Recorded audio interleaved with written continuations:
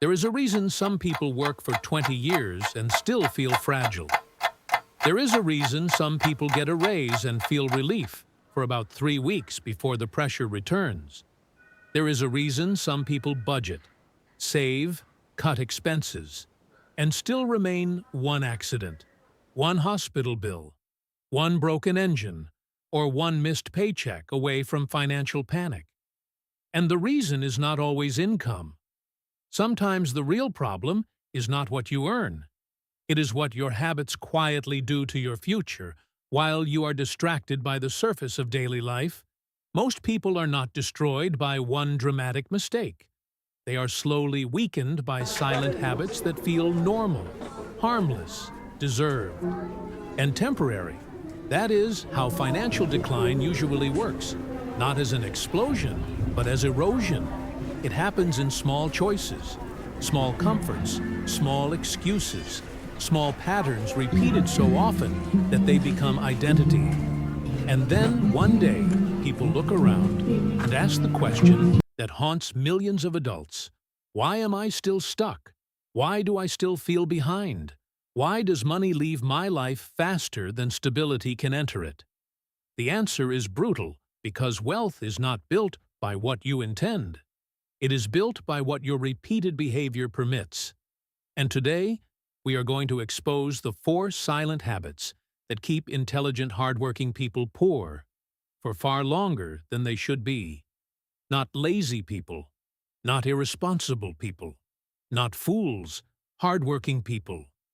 People who wake up early, people who try, people who carry responsibility, people who are tired, people who, I believe they are doing enough because they are already exhausted. That is exactly why these habits are dangerous.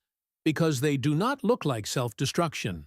They look like normal life, but normal life, in a broken economic system, can quietly become a financial trap. The first habit is living with permanent mental fog about your real numbers. This is where poverty becomes invisible. A person knows they are stressed. They know they are always paying something. They know money disappears, but they do not know the full structure of their reality. They do not know exactly how much they owe, exactly how much interest they are paying, exactly how much they waste each month, exactly how much they need to survive, exactly how much margin exists between order and collapse. So they operate financially the way some people drive through heavy rain at night with a damaged windshield. They move, but they do not see clearly. And that lack of clarity becomes expensive because what you do not measure will quietly control you. People say they are bad with money, but often what they really mean is that they are emotionally avoiding the truth about money. They avoid the account balance because it creates anxiety. They avoid the debt total because it creates shame. They avoid the subscription list because it exposes laziness. They avoid the monthly spending total because it destroys the illusion that they are almost okay. But the illusion is the disease you cannot stabilize, what you refuse to face. This is the first silent habit, financial vagueness. Not because the math is impossible, but because emotional discomfort trains people to live without exact numbers. And exact numbers are where power begins. The day a person writes down every debt, every bill, every recurring charge, every minimum payment, every true monthly necessity, that is the day panic begins to lose some of its power. Because uncertainty is often heavier than a reality. Reality can be confronted. Reality can be organized. Reality can be attacked, but fog cannot fog. Only drains energy. Fog only keeps you reactive. Fog only allows weak habits to survive in darkness. And that leads to the second habit, rewarding yourself for surviving, instead of strengthening yourself for the future. This is one of the most socially accepted habits in modern life. People work all week inside stress. They feel underpaid, under-recognized, mentally taxed, emotionally depleted. And then they tell themselves the same sentence, I deserve this. I deserve the takeout. I deserve the shopping order. I deserve the expensive coffee. I deserve the little upgrade. I deserve the weekend escape. I deserve the monthly payment on the nicer car. I deserve something because life is hard. And at the emotional level, that sentence feels human. But on a financially, it can become poison because the market has learned to monetize exhaustion. It knows most people do not buy only from desire. They buy from depletion. They buy relief.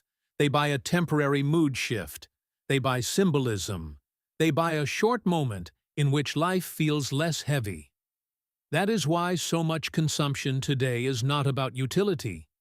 It is about emotional anesthesia. And emotional anesthesia is expensive when purchased repeatedly. The poor do not always stay poor because they buy huge luxuries. Many stay poor because they repeatedly purchase tiny forms of relief. Small leaks, small comforts, small escapes, small ego repairs.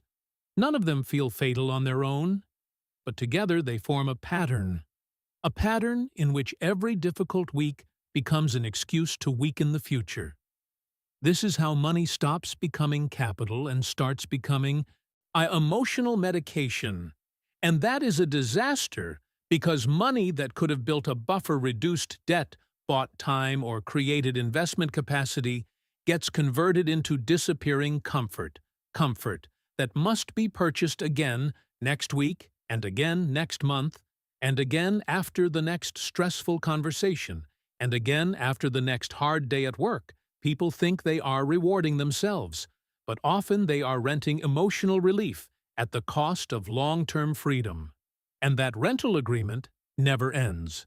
The third silent habit is outsourcing your identity to appearances.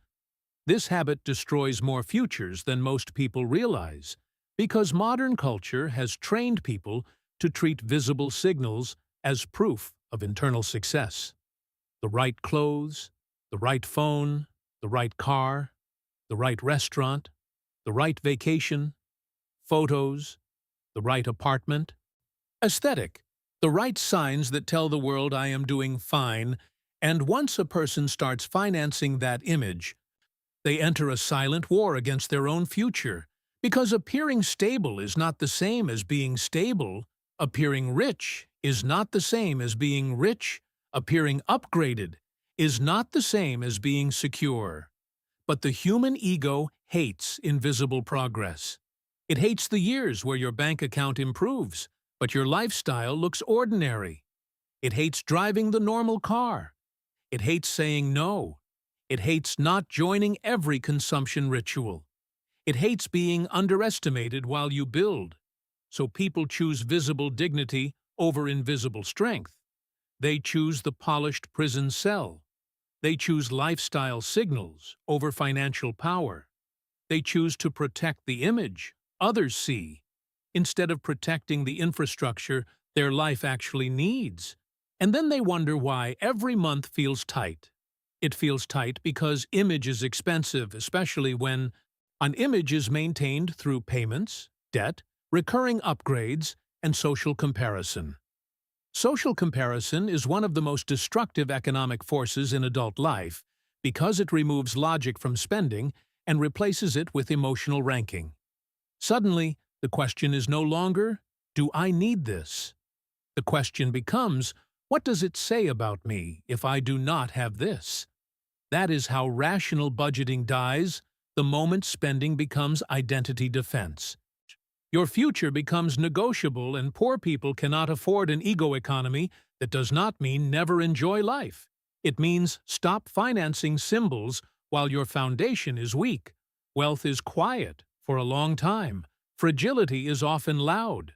The fourth silent habit is waiting for a big moment instead of building financial momentum. This habit hides behind hope.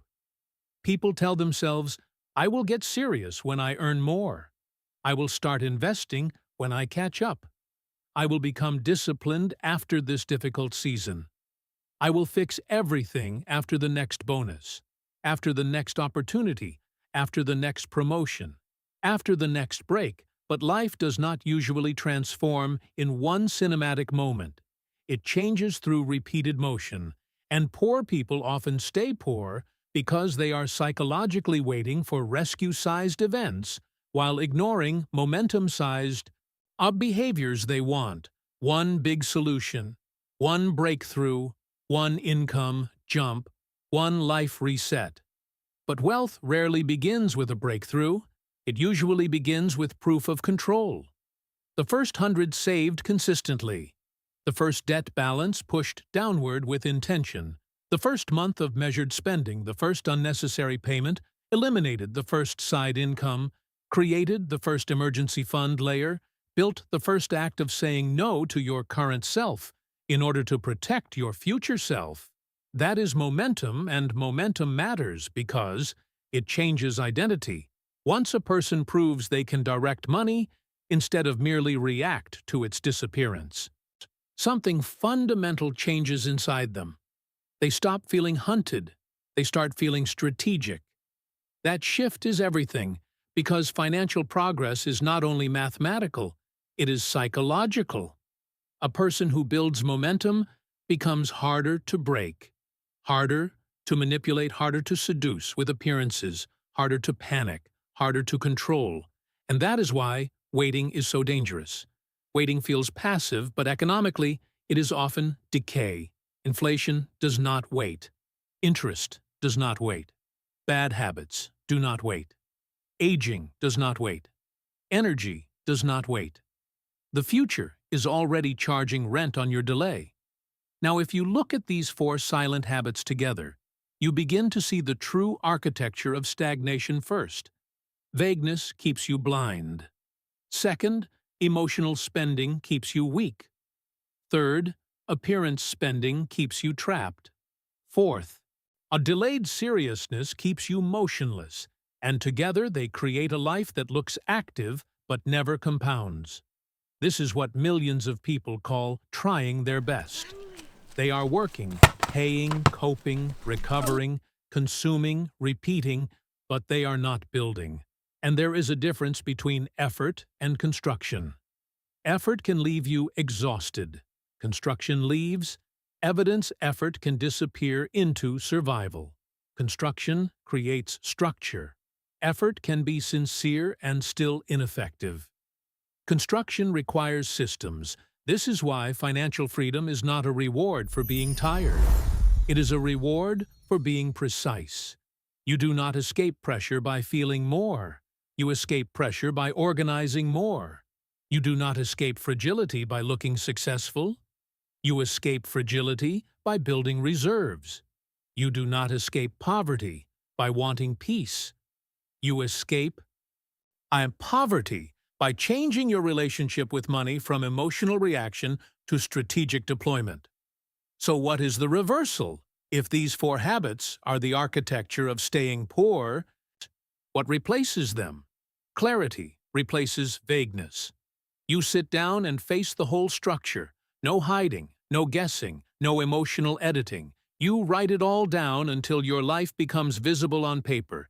Discipline replaces reward spending. You stop asking what will soothe me today and start asking what will strengthen me. 6 months from now, invisible strength replaces appearance. You stop buying symbols. You stop financing signals. You stop renting identity from brands and social rituals. You let your stability become more important than your image.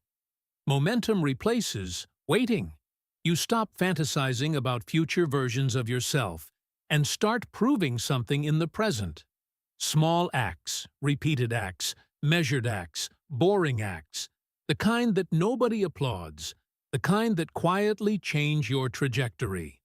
This is where grown financial power actually begins, not in genius, not in luck, not in dramatic declarations, in behavioral correction, because your bank account is not only a reflection of your income, it is a reflection of your habits under pressure. That is the part nobody wants to hear. People want a secret asset, a market trick, a hidden stock, a perfect side hustle, a magic answer that lets them remain psychologically unchanged while becoming financially transformed. But money does not work like that. Money flows toward structure, toward patience, toward clarity, toward restraint, toward people who can delay emotion long enough to protect capital. And this is why some people look ordinary for years and then suddenly become difficult to shake. Because while others were spending to feel normal, they were building margin, while others were protecting image. They were protecting cash flow, while others were waiting for better conditions. They were training better behavior, while others were buying relief. They were buying time. Time is what money can become when used correctly. Time to think. Time to recover. Time to choose. Time to refuse bad work. Time to survive emergencies. Time to act without panic. Time to build without being crushed by the next unexpected cost. That is what poor habits steal. First, they do not only steal dollars. They steal breathing room, and once breathing room disappears, people become easy to trap. They accept bad jobs, bad debt, bad terms, bad pressure, bad compromises, not because they are weak, but because they have no margin. Margin is power, and silent habits destroy margin before people even understand what they have lost. So if your life feels financially tight all the time, if money enters and vanishes, if you are exhausted but not advancing, if you are working but not stabilizing, if your future still feels fragile, despite all your effort, do not ask only how much you earn. Ask what your habits have been training your money to do. Have they been training it to disappear, to soothe, to impress, to wait? Or have they been training it to defend, to reduce risk, to build options, to increase control? That question changes everything, because poverty is not always just a shortage of income. Sometimes it is a pattern of decisions that keeps turning income into smoke. And once you see that clearly, the path forward becomes less emotional and more exact. Become honest with the numbers, become cold with the leaks, become unimpressed by appearances, become loyal to momentum. Do that long enough, and something very strange begins to happen. Life gets quieter, not because the world becomes kinder, but because you become harder to destabilize. The emergency no longer feels immediate. The bill no longer feels fatal. The setback no longer feels like proof that your life is collapsing, because underneath the surface, a structure now exists, a structure built from habits that finally work for you instead of against you. That is when money stops feeling like chaos and starts feeling like command. And for most people, and that is the real beginning of wealth, not when they earn their first huge number, but when their behavior stops sabotaging the future in silence.